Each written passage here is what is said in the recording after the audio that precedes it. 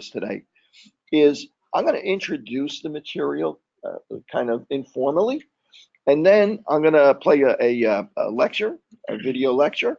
The PowerPoint for it is on here in case you want to open up the PowerPoint and follow it along with the video.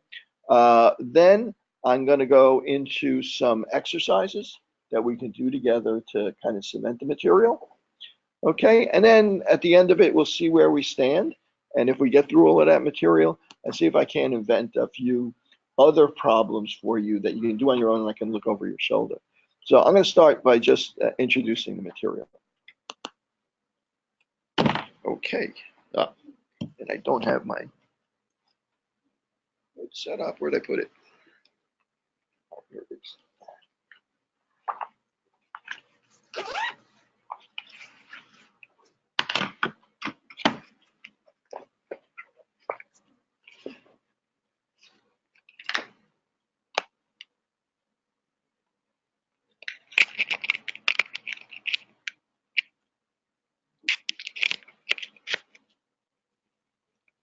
So we found that very often when we took a sample from a population and we drew a graph of that sample, especially numerical variable, we drew a graph of that sample,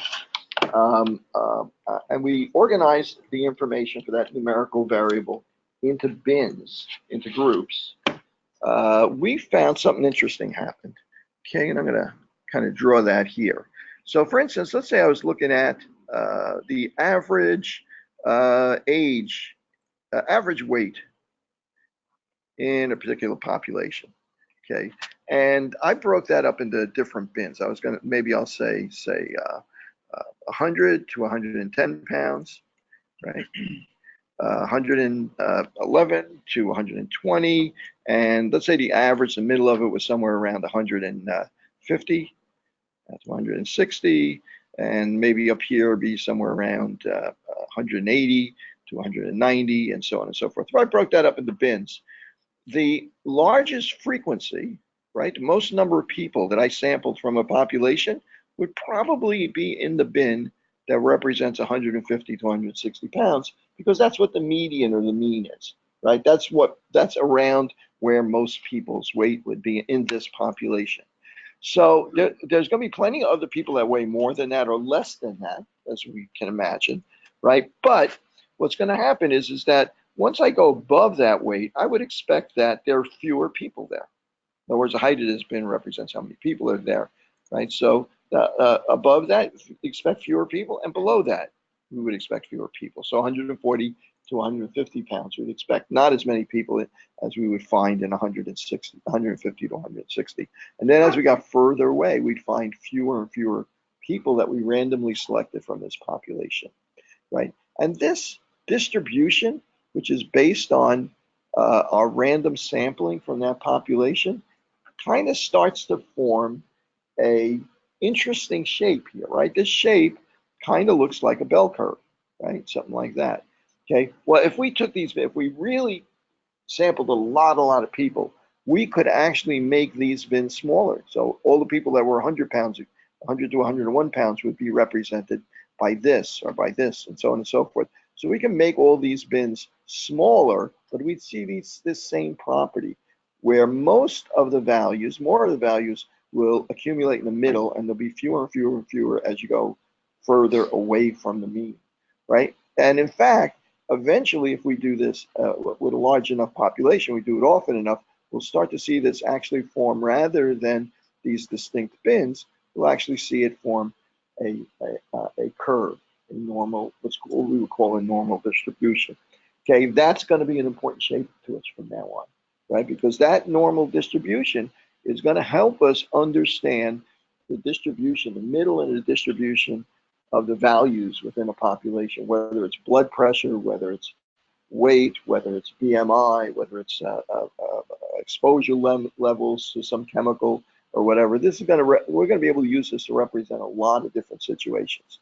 Okay, so that normal distribution that we've drawn here takes on this shape, right? And that shape can be because it's based on probability, the chance, sampling and chance, that shape can actually be represented with a formula. Matter of fact, I don't think I have that on Blackboard, but we can look that up easy enough. Okay, let's see. Normal distribution formula. Okay, let's see. Some images here. And here you go.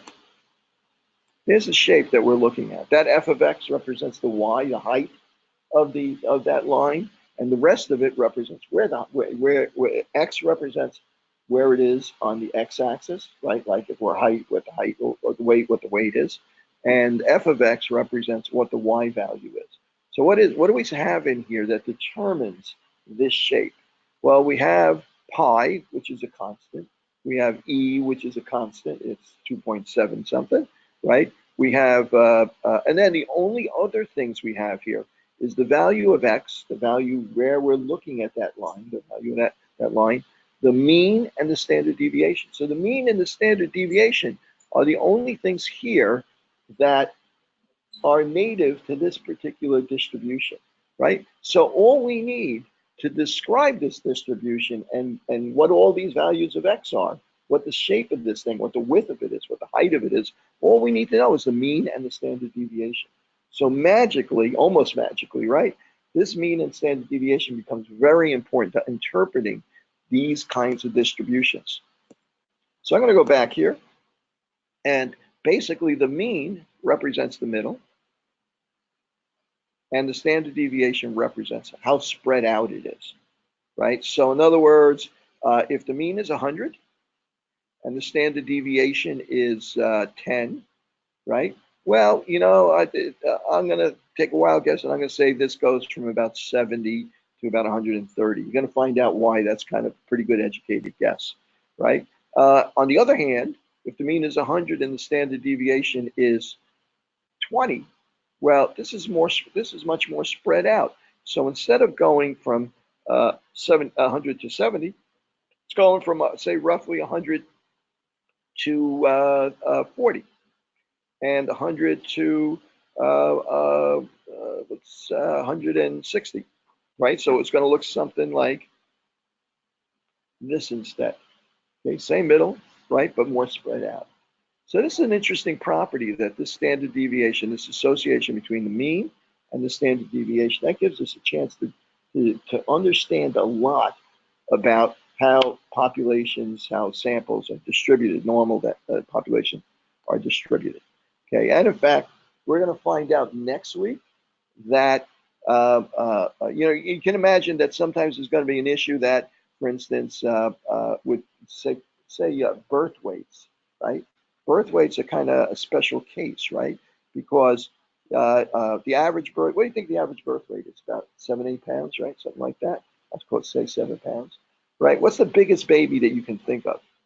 I mean, realistically, I don't mean like, Ripley's, I mean like, well, I mean like 10 pounds, right? Say about 10 pounds, right? So, but what's the smallest baby that you've heard of?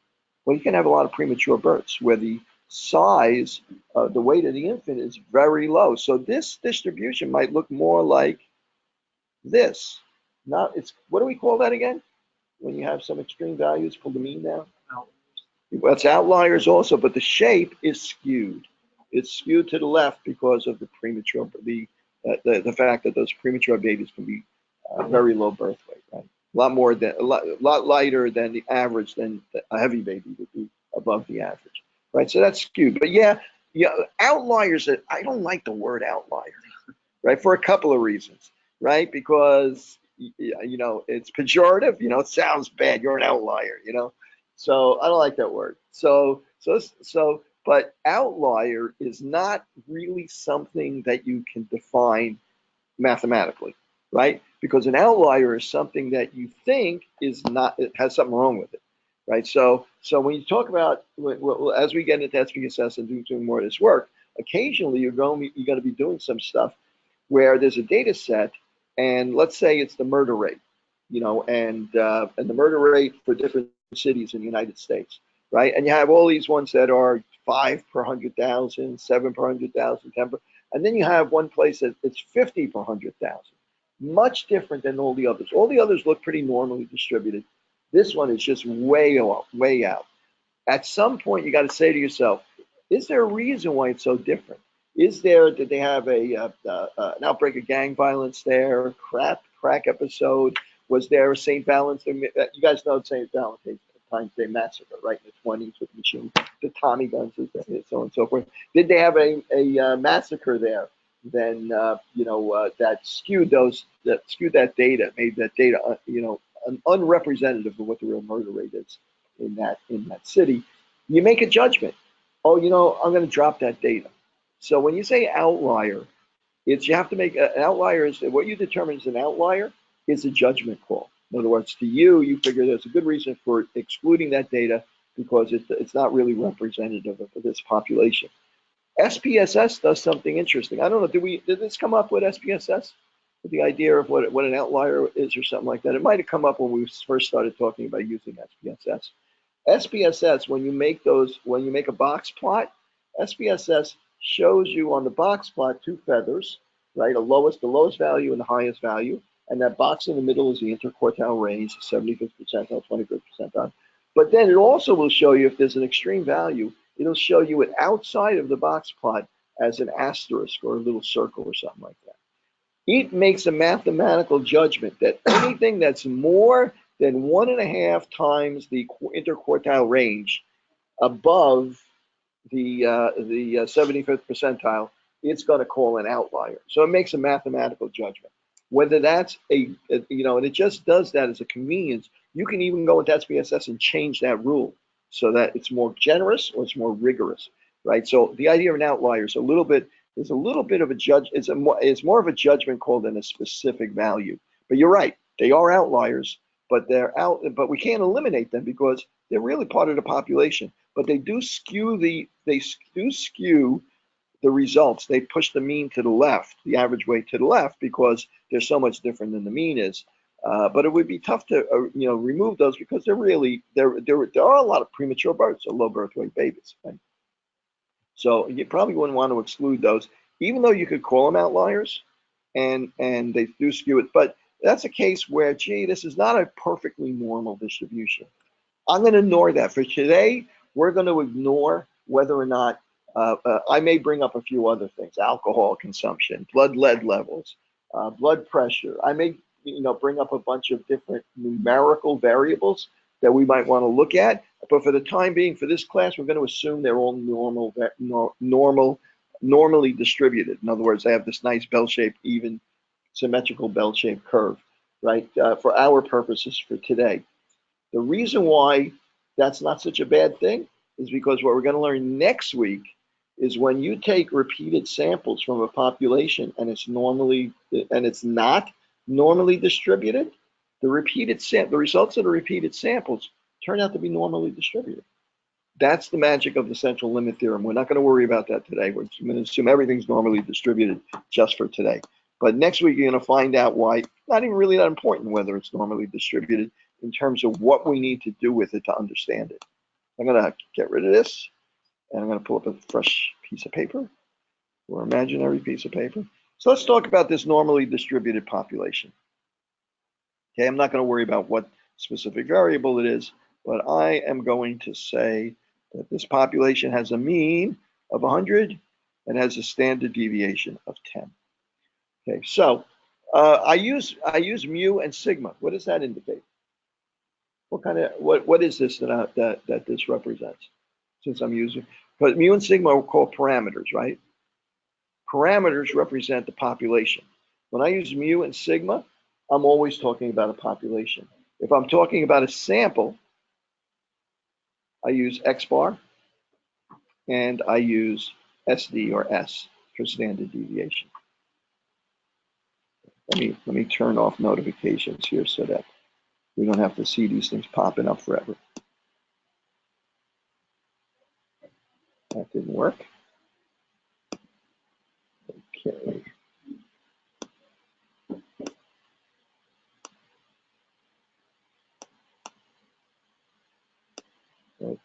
Okay. So, as I said, We're going to look at normally distributed populations for now. So again, mu and sigma, parameters. X bar and SD, that's the average and the standard deviation of a sample from a population. Okay. Now, when we take a sample, what do we know? Why do we take a sample? We take a sample because we don't have the resources to measure the entire population. But we do measure the entire population every once in a while. Anybody can think of a time when we measure the entire population? The census, right? Exactly. We go around, count how many people, what's your income, how many people in the family unit, so on and so forth.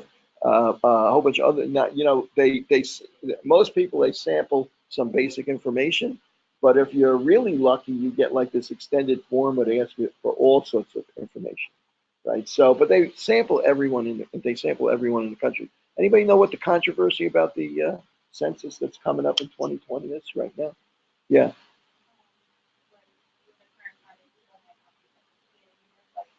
Right. You know why they might not be participating in it, because they're adding a question to it.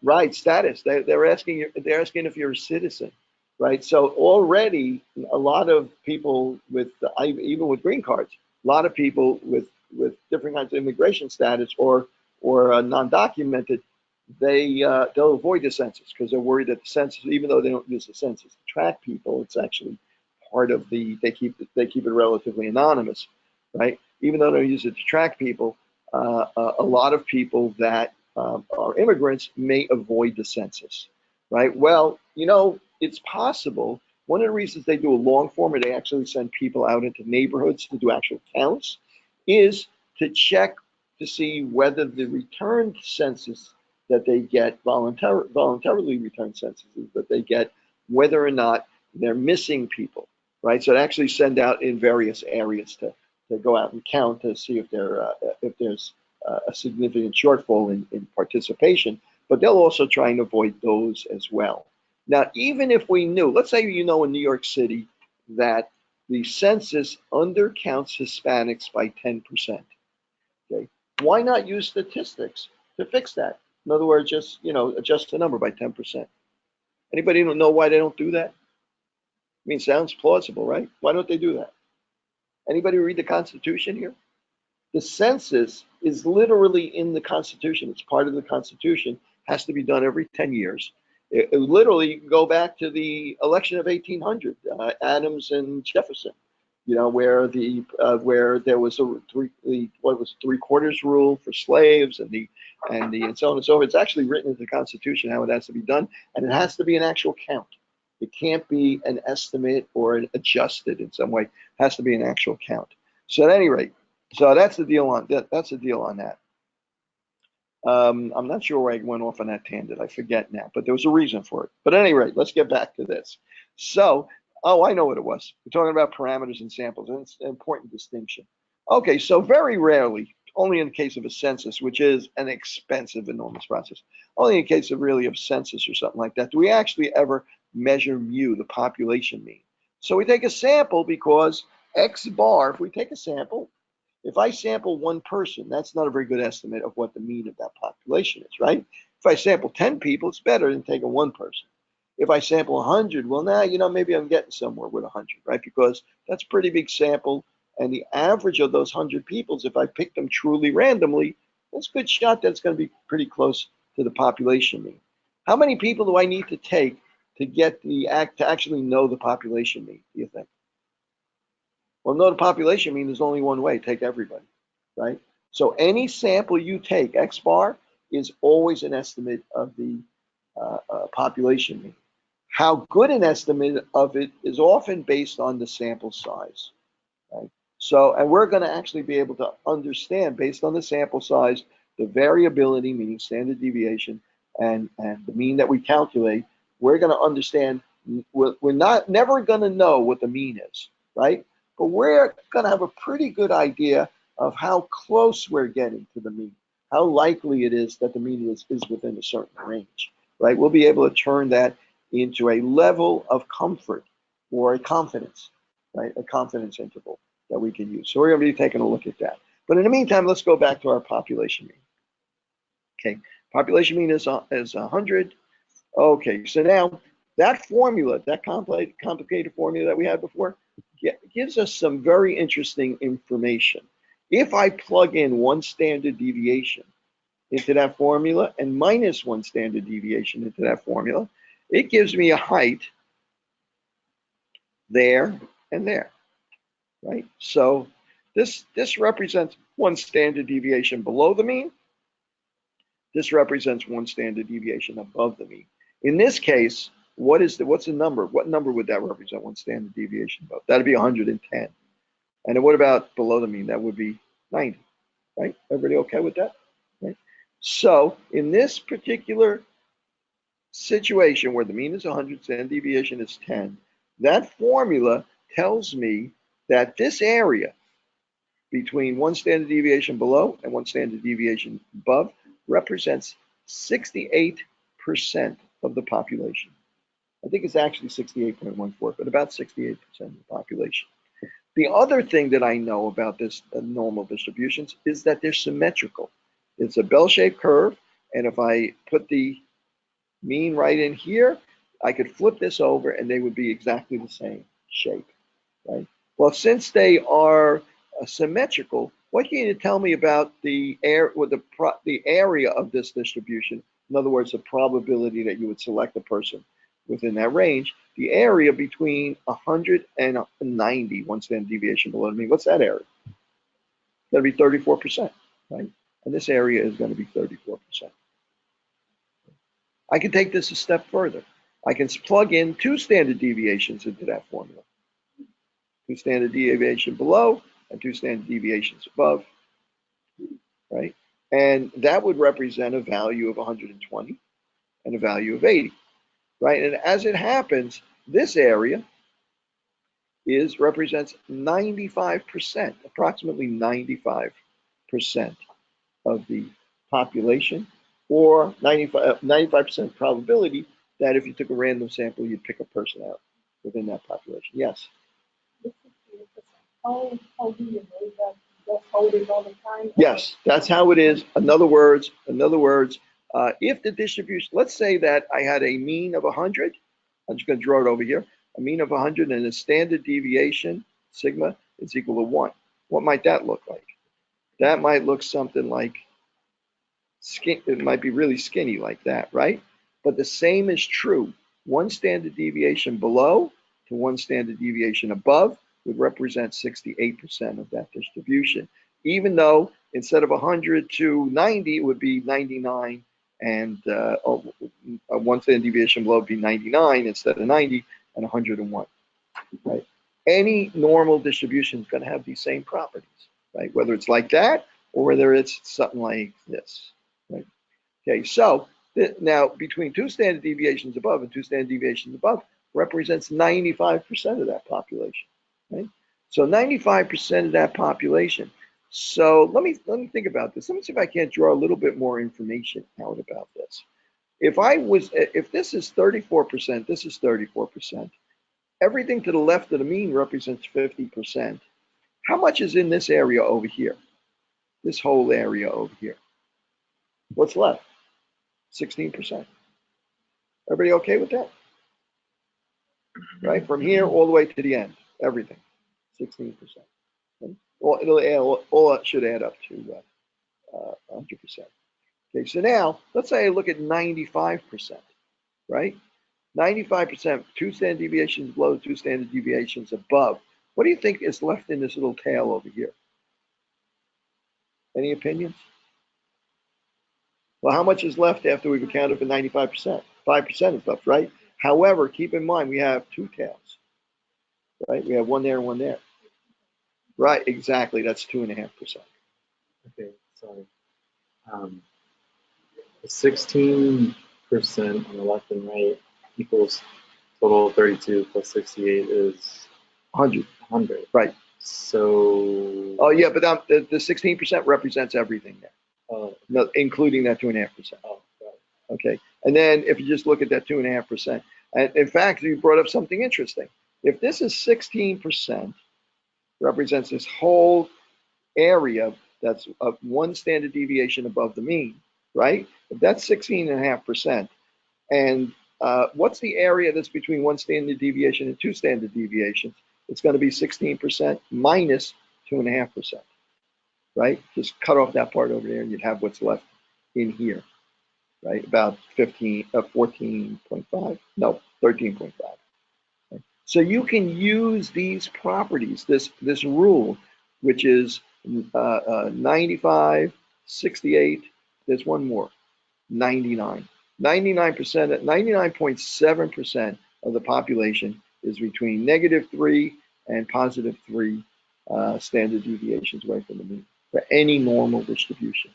Okay, we don't worry about that too much, but that basically that means that you'd expect almost the entire population to be within 3 standard deviations of the mean. You know, you've heard about this super collider in CERN, right?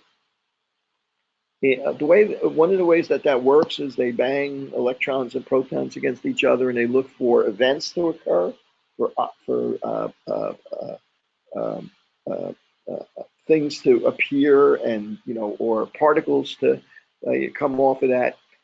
In order to, a lot of that has a certain amount of chance. In other words, the way they hit, what particles come off, and so on and so forth, how they measure it, has a large element of chance. So a lot of their results have to be analyzed statistically, right? So basically, when we deal in public health, we're usually dealing 2 standard deviations, 2 standard deviations above. We're looking at 95% of the possibilities that might occur. We ignore 5% basically a lot of the times. You'll see it. See as we go forward, you'll see why that is, right? In CERN, in physics, they want so little chance of being wrong that their statistical milestone is that in order to say something is true, they want it to be 6 or 7 standard deviations instead of just 2 standard deviations, right? In other words, they want less than a 1 in a 10 bazillion chance of being wrong if they do something statistically. So they hold themselves to a bit higher standard than we do in public health. Right? Lot more rigorous standards than we do in public health. Right? Then there's reason for that. Okay, so anybody know what this is called? This idea of this 97, 99.7, 95, 68 is called. Nobody read the textbook? It's called the empirical rule. Empirical formula, empirical rule, empirical. I'm sure I spelled that wrong, but whatever, close enough. Empirical rule. Okay, and that's going to be kind of our guidepost for a little while. Okay, now this empirical rule is very interesting, but it's a general rule. It's an estimate. We're going to get, by the end of the day, we're going to be understanding how to use and apply this empirical rule. But then at the very end of the day, we're going to start to see how to do this more accurately than just use this estimate. Like, for instance, this is nice, but what if I asked you what percentage of this population was below 95? Well, 95 is not 1 standard deviation below. It's not 2 standard deviations. It's half a standard deviation below, right? So, and you can see from this shape, it's not equally divided here, right? There's more to the left between there and the mean than there is between the mean and 95 or whatever, right? 95 and 1 standard deviation below. So I can't just say it's half, right? So that gets a little complicated. I need a rule. I need some mechanism for, number one, doing it more accurately, and number two, doing it for all cases, not just something that's exactly a standard deviation below or above. Okay, so what I'm going to do now, and for you guys online, I'm not, it's hard for me now to tell since a lot of you guys log on here. It's hard for me to tell who's at home and who's here. So for you guys that are online at home, I'm going to play a video on the projector behind me. I'm going to pause our recording and our screen capture. This conference will now be You recorded. guys at home can go to Blackboard to week 4, and you can hit play on this session. Here's the PowerPoint itself, or PDF of the PowerPoint if you want to follow along with it. But it's 30, I think it's about 37 minutes long. I may pause it every once in a while, so figure that we'll be at it for about 45 minutes. And it's now 1:50, so 10, 1:30, 2:35. Figure we'll take a break after it's done. Figure we'll be back at 2:45. Okay, so you guys play the video at home. we'll play it here and watch it here. And I may annotate it or talk about it here as well. Okay, so let me pause. Okay, This guys, I conference think we're will ready to now get be started again. recorded. On Blackboard, there are a couple of documents. One for the normal distribution, one for the binomial distribution. It's under the, by the way, this recording of a lab session is from another class. I'm not even sure it's this year. I don't have the date on it. I just put it up there in case somebody wanted to get like kind of a preview of this or wanted to hear it a different way, or maybe I had a better day that day, who knows. But don't worry about it. I'm recording this, whatever we're doing here, so this will be online as well. This will be available as well. This is just, I know I've gotten a couple of emails saying they were a little confused because they saw they want more than one video and it was old and so on and so forth. Generally, what I'm doing there is I'm giving you the option of, looking at it from another version of it, another perspective. I'll try to make it clear that that's happening, right? Here, video from another class posted only for optional viewing. But at any rate, we are going to use these two documents though. So I'm going to open up this first one. You can download it and open it up. It's Word document. Lab session, lab session, normal distribution, empirical rule. Okay, we're actually going to do a few examples if it ever opens. I don't want that. That's slides. This is what the problem is. I got this in the background here. Let's save. Okay, I'll open it from here. I think I have it here. Nope, that's the wrong folder.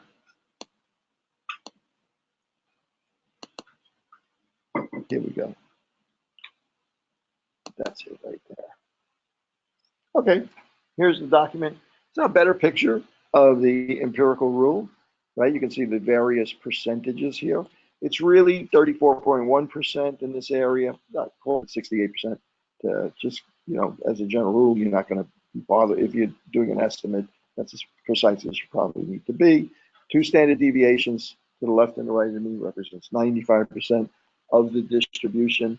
Now remember that there's three ways you can look at this, right? When I say 68% and 95%, that you can look at it as a probability density. In other words, the area underneath this curve, right? 95% of the area, 68% of the area.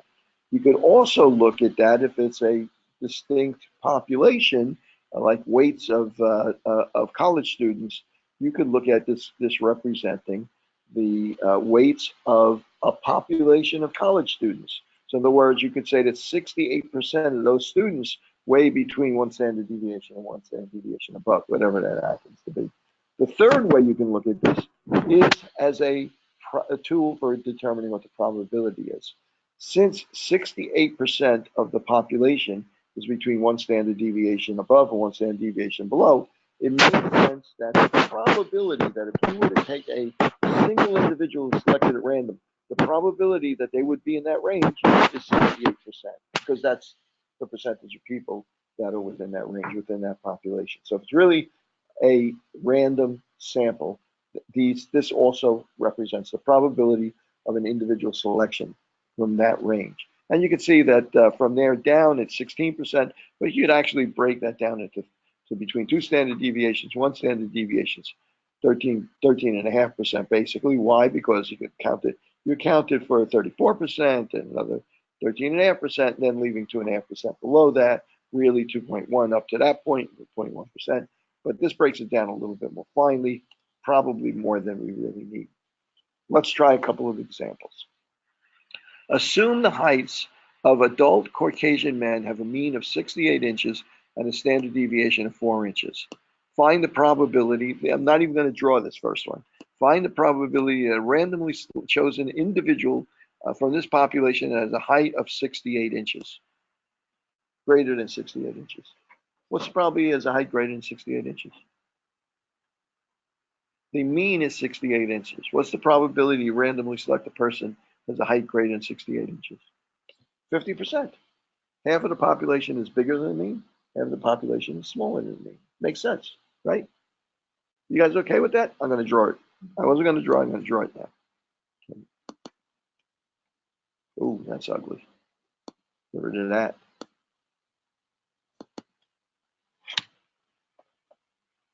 Okay. Okay. He has a normal distribution of heights. The mean is equal to 68. The standard deviation, I think we said, was 4. Right? So the mean is 68. What's the probability that a randomly chosen individual has a height greater than 68 inches? 50%. It's half the distribution, right? Okay, so, I'm going to keep saying this unless you respond, because I have to have some reassurance that I'm getting through here, right? Makes sense, right? Okay, we're all happy with that. Okay, good. You had me worried there for a second. Okay, what's the probability that a randomly selected person will be between 62 and 72 inches? So 62 is somewhere around here, 72 is somewhere around here, 62 inches, 72 inches. How many standard deviations above the mean is 72? One standard deviation above the mean. The z-score is 1.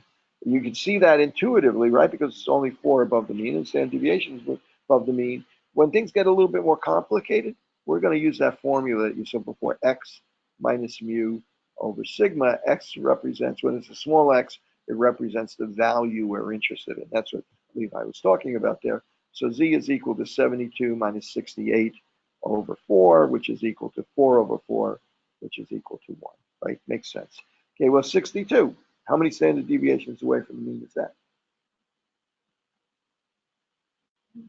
1 also, except in this case, the z-score is, since it's to the left side, it's a minus 1. And if you use the formula, it's 62 minus, I meant 64. Right? Excuse me, that's 64 minus 68 over 4. That's equal to minus 1 over minus 1 instead of plus 1. So it's 1 standard deviation below the mean. So what's the probability you would choose an individual from this population randomly that's between 64 and 72 inches? In other words, between 1 standard deviation below and 1 standard deviation above. What's that probability? Right? 68%. Right? Everybody okay with that? Okay, shout it out. Let me hear it. Okay, so what's the last one? What about between 60 and 76 inches? 60 and 76, right? We go from 2 standard deviations above the mean to 2 standard deviations below the mean, right? 60 is 8 below, which is 2 standard deviations. So what's that probability? 95. Thank you. That's 95%. Okay, simple enough, right? This is our first application of the empirical rule. Let's try it again. Assume the heights of adult Caucasian women have a mean of 63 and a standard deviation of 3 inches. First question, what's the probability of greater than 63 inches? Again, 50%, right? Makes sense. Right? Okay, good. Let me draw this. Okay, the reason why I'm drawing it every time is because as this gets more complicated, it's going to be worth drawing it because it's going to get easier and easier to make mistakes. 63, on. Mean is 63 inches, greater than 66 inches. Bingo. Good work. Okay, so what happened here? What's the probability that we randomly select someone that's greater than 66 inches? Well, the z-score for 66 inches is +1, right? So this would have been, if we looked at -1 to +1, it would have been 68, or between the mean and here, 34. But that would leave, if the mean, everything above the mean is 50%, and this area is 34, that leaves 16% approximately in this area. Okay, everybody comfortable with that, right? What's the probability that a person, that one of these women, that you randomly select a woman and her height is less than 60 inches? Right? What's the probability that's less than 60 inches? Well, that's 1 standard deviation above the mean. This is 1 standard deviation below the mean. This is symmetrical, right? So what's that area going to be? It's again going to be 16%. Same deal, right? This is 34. So that would leave 16%. What's the probability that someone would have a height greater than 69 inches? Anyone has a guess on that? That's 2 standard deviations above the mean, right? So we know two standard deviations, 2 standard deviations below is 95% of the possibilities, 95% of the people. What's the probability that we would get someone, like someone above 69 inches? 2.5%, right? Everybody agree that that's 2.5%, right? Because it's 5% left, but it's symmetrical. So there's outside of the tail on the left, there's also 2.5%. Okay. What's the probability that we would randomly select someone between 66 and 69 inches? That's this area in here. Anybody remember what the whole area here was from here out? And from there out, it was 16%, right? And this part is 2.5%. So what's left? Yeah, just subtract the 2.5%. This is really, we're going to get more sophisticated in a minute, but this is really effectively as complicated as this really gets. Okay, and why did I draw this out? Because once I started to get into 66 minus 69 and applying this, it makes it a little easier to avoid making a mistake. Not necessarily easier to solve the problem, but it makes it harder to get it wrong, to make a mistake. Okay, so let's take a look at the next one. I don't know if this is really true, but we'll see. I'm going to open this up again. Okay, so I got some clean space here where I can put it alongside. Okay, so gestation period for human babies is, and I'm not sure if this is true, but we're going to use it as true, 291 days, 266 days with a standard deviation of 25. Now, you know I already lied to you, right? Because we just discussed this before. It's probably not really a normal distribution. It's probably skewed, but we're going to make believe it's a normal distribution. So the mean is 266 days, 266 days, and the standard deviation is 25 days. Sigma equals 25 days. Mu, 266, sigma is 25, so this is 266. What percentage of pregnancies would you expect to be greater than 291 days? Not quite as obvious anymore, right? Let's actually use the formula from now on, just to make sure. Z is equal to x minus mu over sigma. So that value x, how many standard deviations does that represent? It's 291 minus 266 over 25. So that turns out to be equal to plus 1. Right? So it's 1 standard deviation. And we're interested in what part of this? Greater than 291 days. So we're interested in this area. Okay, so that's going to be, as we've discussed before, about 16%. Why? Because we know if I go one below, one above, this is 34 and 34 roughly, leaving about 16% in the tails.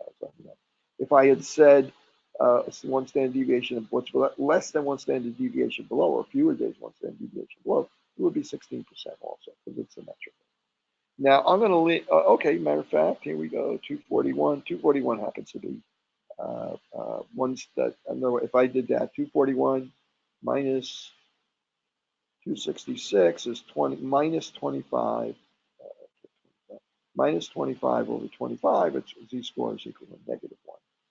And in fact, that's 16%. What's the probability that the percentage of pregnancy, what percentage of pregnancy would you expect to be less than 241 days or greater than 291 days? You tell me. I'll wait for you to figure that out. Either less than 241 or more than 291. That's the union of 240, less than 241 and greater than 291. What percentage?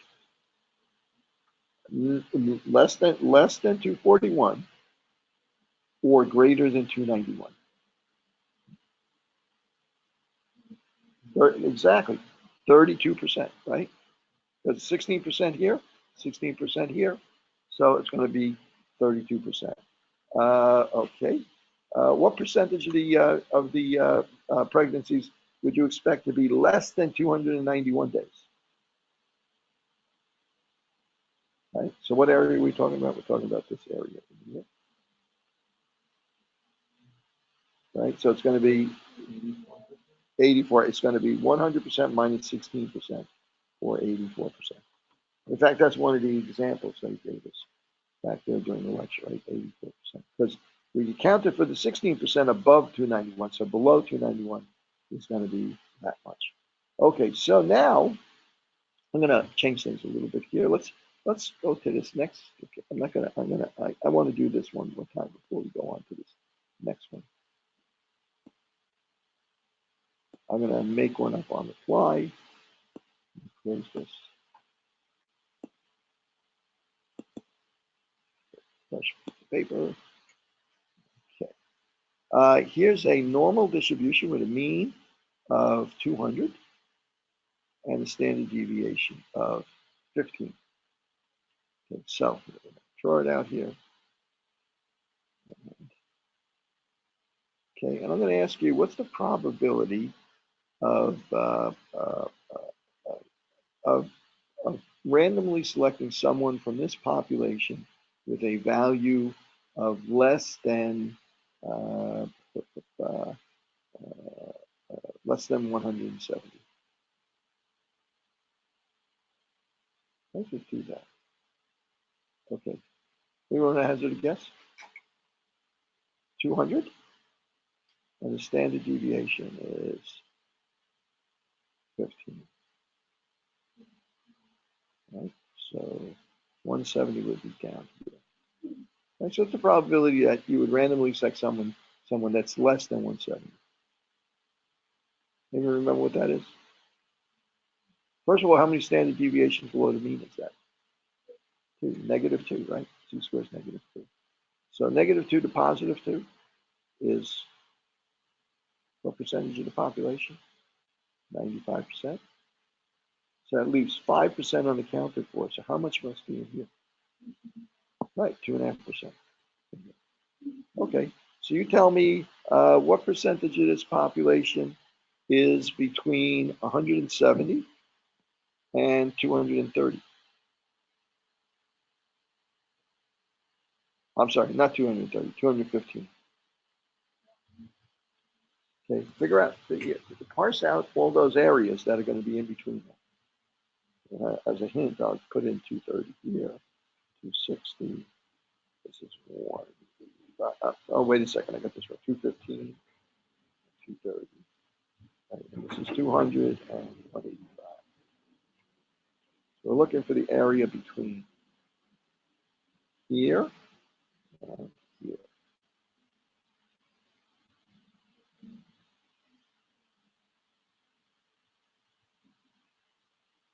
It gets a little more complicated, right? It's a little dizzying for that matter. Okay, yeah, there's a few ways we could look at this, right? I'll give you guys another minute to take a look at it on your own. Between 170 and 215, and the mean and the standard deviation of 215. Okay, so we're looking for this area between 170 and 215. That's actually, just give you another hint, that's minus 2 standard deviations to plus 1 standard deviation. A lot of ways to skin a cat here, right? There's a lot of ways you could look at this.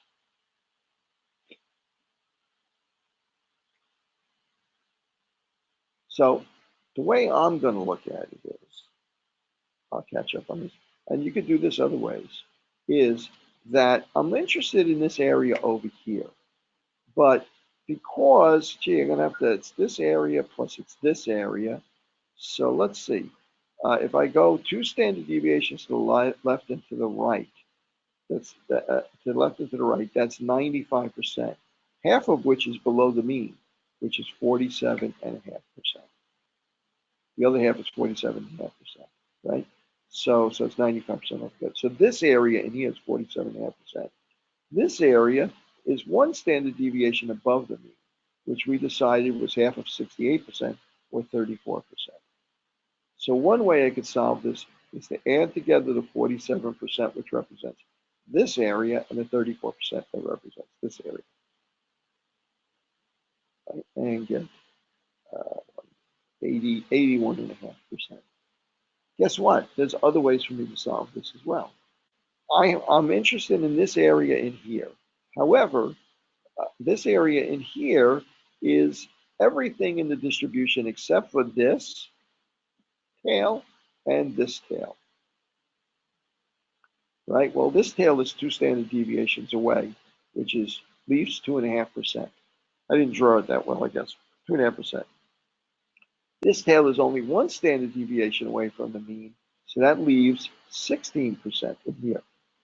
So I could say the part that's not between these two values is 16 and 2.5, right? Which is 18.5%, right? So that means that what's in between here must be 100% minus the 18.5%, which gives me the same thing, 81.5%. Okay, now most of the time I'm going to ask you to probably notate this not as percentages, but as probabilities, as proportions. In other words, instead of 81%, 0.815. A lot of times you'll hear me call it percentages because it's a little easier to wrap your head around sometimes in terms of areas and stuff. Okay, so 0.815. See, you could do this either way. It just takes a while to get used to this idea of using the empirical formula and looking at this distribution. It helps if you draw it a little bit better so this really looks like 2.5% instead of the way I drew it. But in any case, you can still use that sketch to kind of help you out. Okay, we're going to take the next step now. And the next step is we're going to take a look at this from another perspective. What happens when we don't have exactly 1 standard deviation, 2 standard deviations? I'm not sure that this first one is an illustration of that, but we'll start with this one. Assume the heights of adult U.S. women are mean 66 inches and a standard deviation, I think I said 3 before, right? Instead, this time it's 2 inches, right? What's the probability of being less than 63 inches? Trick question, right? Doesn't matter. What's the probability of being less than 63 inches? If the mean is 63, 50%, right? Okay, so that's not a problem. But look what happens on the next one. What's the probability of being less than 62 inches? Well, let's sketch that. So we have a mean of 63 inches. We have a standard deviation of 2 inches. And then we want to know the probability of being less than 63 inches, less than 62 inches. What's the z-score for 62 inches? Well, 62 minus 63 over 2, that's equal to negative 1 over 2 is going to be equal to negative 0.5. The z-score is half a standard deviation. So I can't use the empirical rule here, can I? So what we do instead is we go to a table which represents all of the values for the normal distribution. That's called a z-table. I'm using a z-table. It's on black. I put it on Blackboard. This is from an old textbook that we used to use called the Gresti, but the author's name was Gresti, and it happens to be handy, and I like it. It's purple, like the same as the school colors, so that's a good enough argument to use this table. Right? It's a 2-page table. Sometimes you only have 1-page table. This is a 2-page table. One table is for negative z-scores. In other words, you're looking at values to the left of the mean. The other table is for positive z-scores. It gives you the areas under the curve for values that are to the right of the mean, greater than the mean. So in other words, the z-score is positive. The other one, z-score is negative. Okay, now notice it comes with a handy little kind of guide on here. Not all z-tables work the same way. You have to make sure you know what area that they're giving you. And the way this works is that for every z-score, remember this is based on a standard normal distribution where the mean is 0 and the standard deviation is 1, but now you can apply these areas and z-scores to everything, right? So the way this works is the z-score is in the left column, and the number inside this table are the areas underneath the distribution, like the percentages or areas underneath the distribution. The problem is that if you wanted to 3 digits, you would have to have a really long chart, right? With the percentage and 3.41, 3.42. So what they do instead is they lay this out so the first 2 digits of the z-score are on the left side, and then each column represents one additional digit to the end of the z-score. So if you were looking up the percentage, the area to the left, in other words, always the area to the left of the z-score. The area to the left of a z-score of 1.25, the way you would look it up is you would go to 1.25 z-score, and this would represent 1.250, right? In other words, 1.20. This would represent 1.21, 2, 3, 4, 5. So if you wanted the z-score for 1.25, it would be 0.8925. What does that tell you? That tells you that 89.25% of the distribution is to the left of a z-score of 1.25. These things always work to the left. So the empirical formula from the middle out, but these always work to the left. So you'll notice that all of the values below the mean are all under 50%. Why are they all under 50%? Because only 50% of the distribution is below the mean. And as you go further away from the mean, less and less of the distribution is to the left, kind of like this. The ones on the other page where they're positive numbers, it's always more than 50% because you're starting on the left side of the mean and you're looking at the whole area below that, okay, going to the left. I'm sorry, the right side of the mean, looking at the whole area to the left of that. So let's apply that. What z-score were we just interested in? We're interested in the z-score of negative 0.5, right? So let's see, 0.5, negative 0.5. Negative 0.5, well, I could get 0.51, 0.50, 0.51, 0.52. As it happens, it's just negative 0.50. So the area that's to the left of that is 30.85, 0.3085. Let's go back to this. Okay, so this area from here down is equal to 0.3, what was it, 0.3085? I think it was 0.3085.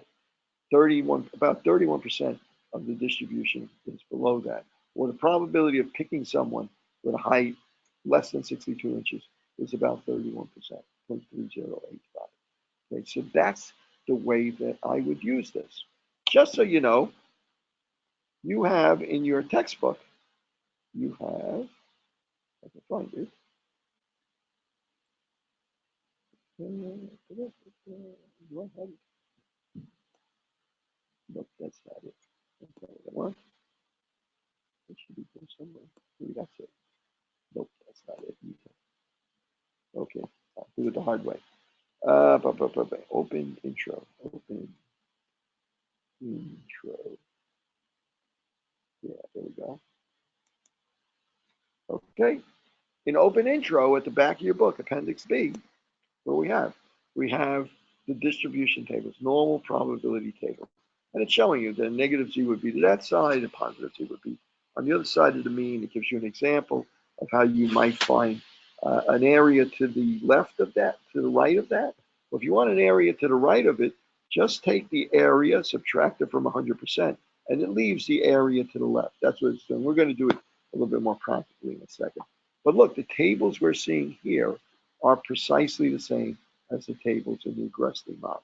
So you could use either one of them, that should come up with the same answer. If I look for a z-score of, it actually puts it on the left-hand side. Okay, so it's 0.05, 0.050. The area to the left of that is 0.3085, exactly the same area that we got before. I like my chart better on the left-hand side. For whatever reason, you can use either one. Okay, no preference, just as long as you get the answer right. Okay, so that z-score did a couple of things for us. It allowed us to calculate areas that are not whole numbers of standard deviation, and it also allowed us to do this a lot more precisely. What did we say was to the left? If I drew this again and use the empirical formula, right? If I drew this again, use the empirical formula, and said, oh, let's say 2 standard deviations below, 2 standard deviations above, that would be 61, that would be 59, and add 4 to that would be 67. What if I ask you, what area what area was below a height of 59 inches? Well, how many standard deviations below and above is 59 and 67? That's minus 2 standard deviations plus 2 standard deviations. So what is this area again? 2.5%. 0.2500, right? That's the area over there. Let's go to the table and see if that's really true. Okay, so that's going to be a z-score of negative 2.0, and that would give us the area below a z-score of 2.0. So negative 2.0 is it represented area 0.0228, not 2.25. It's the empirical rule is not exact. It's just an estimate. What is really the value, the z-score that gives you 2.5% at the left side? Well, yeah, I can actually work this opposite of the way I worked it before and look for the area and then look up what the z-score for that area has to be. So I'm going to look up the area 2.5 here.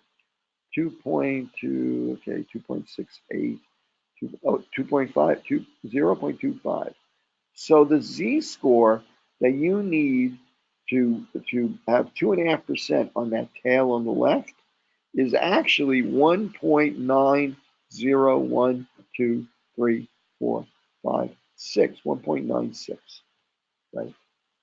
Empirical rule, just an estimate. This much more precise than the empirical rule. Okay? But very frequently, the empirical rule is good enough for us for a lot of reasons. Okay, why do I keep worrying about 2 standard deviations and 1.96? Why am I emphasizing that particular number? You guys, when you've read papers in the past, you ever notice that, for instance, if you were reading a paper about the blood lead level that they found on children in older housing in the Bronx, and the average blood lead level among those children was, I'm going to say, 5 micrograms per deciliter. They didn't just give you the average. They usually put in parentheses next to it something else. Anybody know what that might be? They put something in there called a confidence interval. And that confidence interval was a range. In other words, they took a sample of children and they found the mean of those particular children was 5 micrograms per deciliter of blood. But they said, that's just our sample. The true population, we don't really know what that is. We'll never know what it is. But we're 95% confident that it's between 4 and 6 or 3 and 7. You'll always see that in parentheses next to a numerical average in a study. And what does that tell you? That even though they don't know for sure if they got it right, they at least know with 95% certainty that the true population mean is between these two numbers at 95% confidence interval. And the 95% confidence interval is kind of the standard for how you present this kind of information. That's why in the video that Levi did, and now I'm kind of emphasizing this idea of what z-score do you need for 1.96. Later on, we'll understand how that really factors into how we're actually going to do some calculations. Okay, probability of being greater than 66 inches. Let me get back to my chart here. Greater than 66 inches. So 66 inches is going to be out here. The z-score for 66 inches. 66 minus 62 over 2 is equal 63, right? The mean is 63, yes. 63 is equal to 3 over 2 is equal to 1.5, a positive 1.5. What's the probability that you would randomly select someone that's above 66 inches? I'll give you a chance to do that. Use the z-table to figure that out. As a hint, the first thing you need to do is take the z-score for 66 plus 1.5, figure out what's the area below here, and subtract it from 1 to get this area above.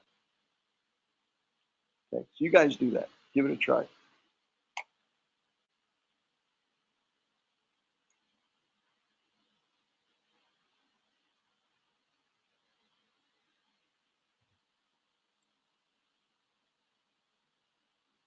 Okay, how about you guys online? Don't you can do that as well.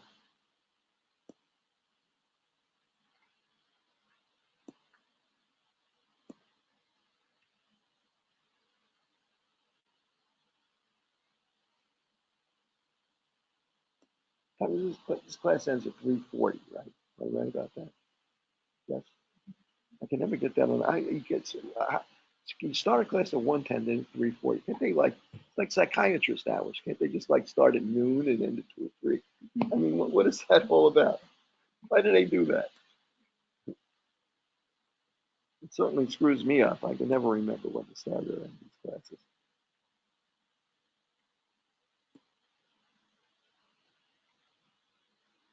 Oh, I'm sorry I made that go away. Let me bring that back. I noticed a couple of you like guys looking up.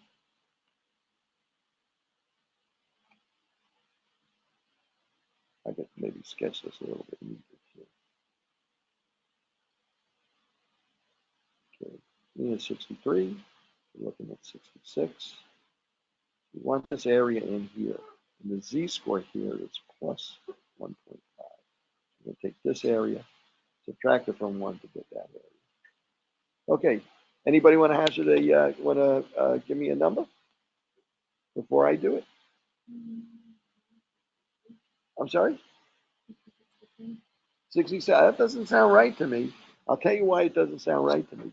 Because the area to the since it's to the right of the mean, the area to the left is going to be larger than 50%. So when I subtract that from 100%, the number I should get is going to be under 50% for sure, right? So what is the area to the left of 1.5? A z-score of plus 1.5. Okay, so I'm going to do this now. Okay. So I'm going to go to my z-table. I'll use mine. Okay, and the area, we're looking for a z-score of plus 1.50.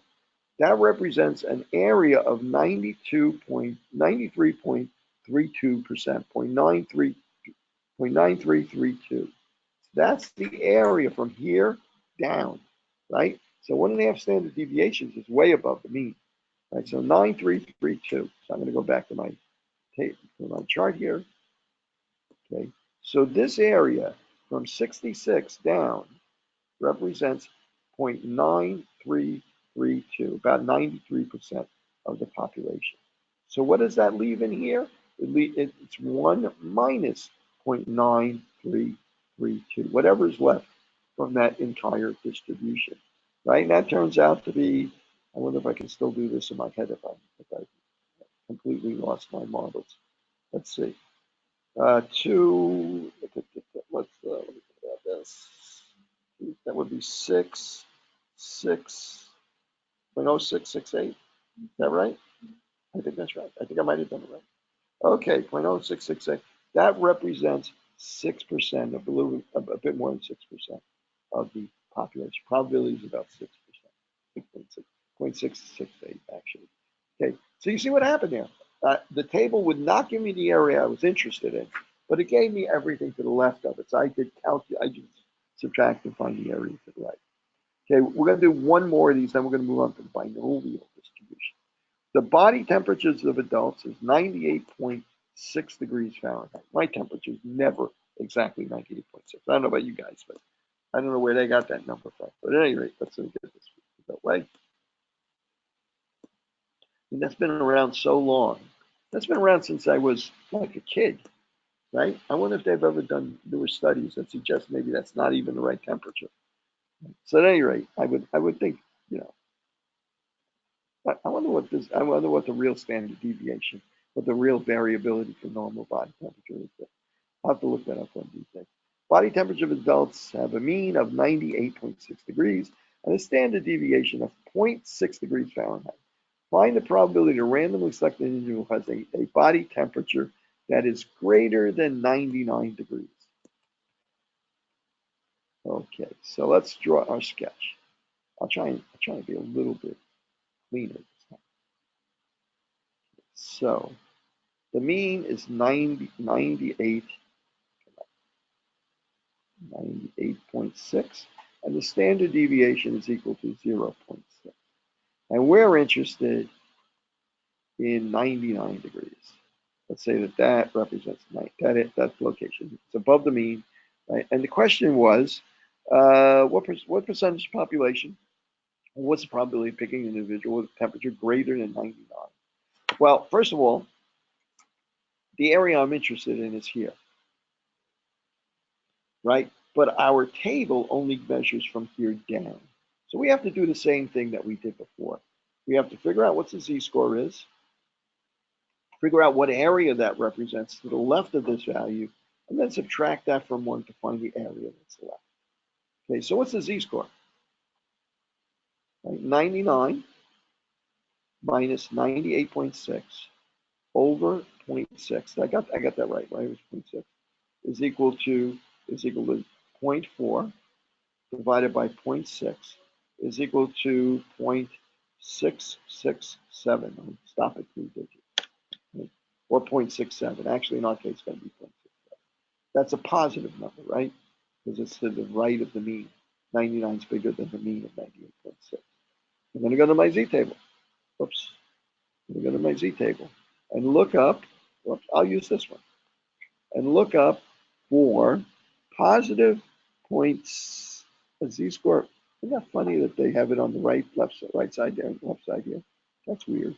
Okay, positive 0.6, 0, 1, 2, 3, 4, 5, 6, 7, 0.67 is 0.7486. Go back to my sketch. The area from here down is 0.7. What did I say was 7.6? Anybody remember? I'm sorry. 7486, 0.7486, a little under 75%. So if I were just going to call that 75%, what does that tell you that's left in here? Right? Without a calculator, if this is 75% from here down, what's left? 25%. Right? If you want to do it accurately, 1.00, right, and 0.7486 is 4, is 9, carry down. That's a 1, and that's a 1, 6, and that's 9, that's 2, that's 26 point, take it right, 25.14, 0.2514,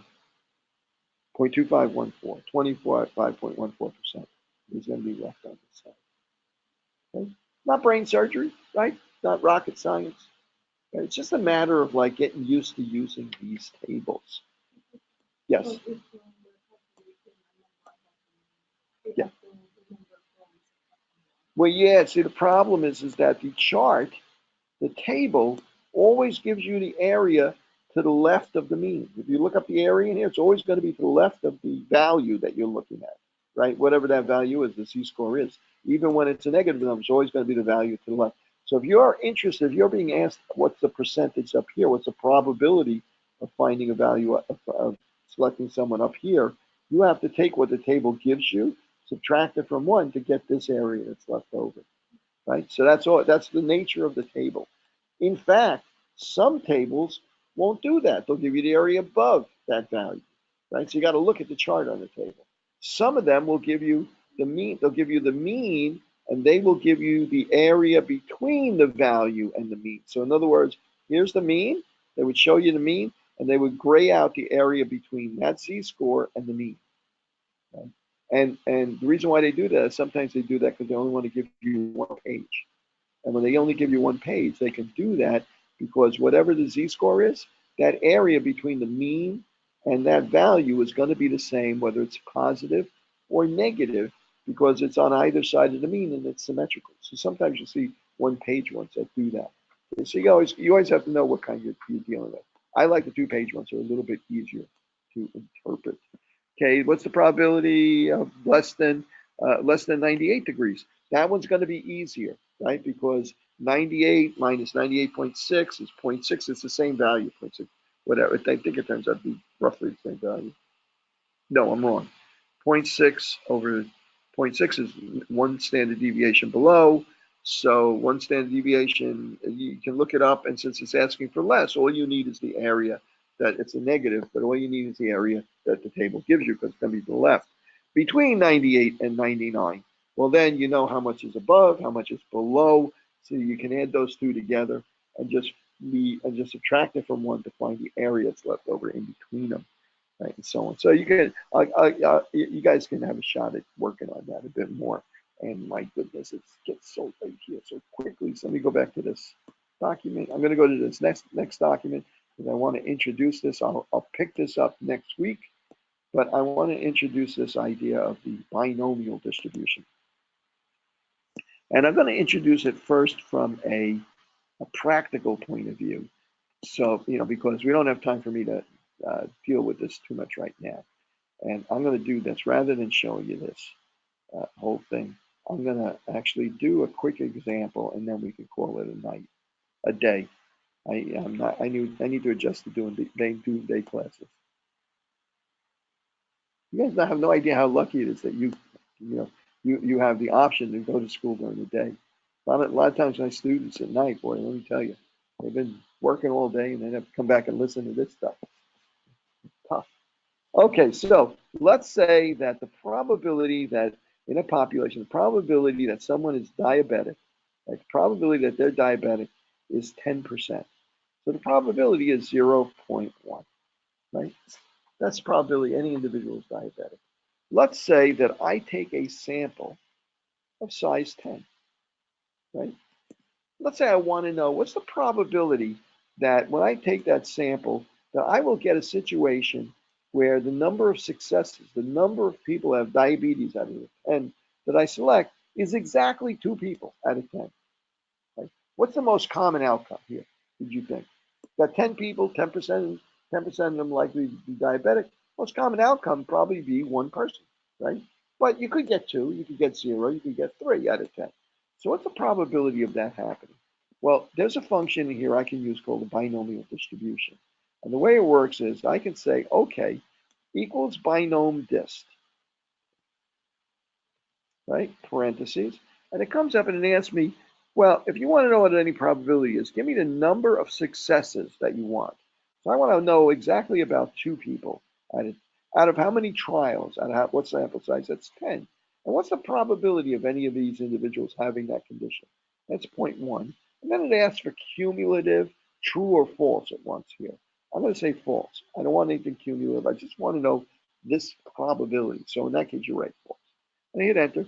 The probability that I would take 10 random people from this population and exactly 2 of them have diabetes is 19%. Okay? Well, how about 1 person?